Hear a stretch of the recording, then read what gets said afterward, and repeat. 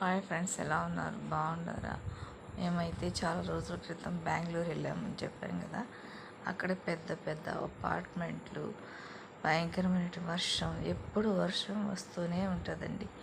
ఎప్పుడు మబ్బులు వేసేసి ఉంటుంది. చూస్తున్నారు కదా, మబ్బు భయంకరంగా లేసి ఉంటుంది, వర్షం పడుతూనే ఉంటుంది, పోయినంత దూరం వర్షం వస్తూనే ఉంటుంది. చాలా బాగుంటుంది, ఆ క్లైమేట్ చూడాలనిపిస్తుంటుంది.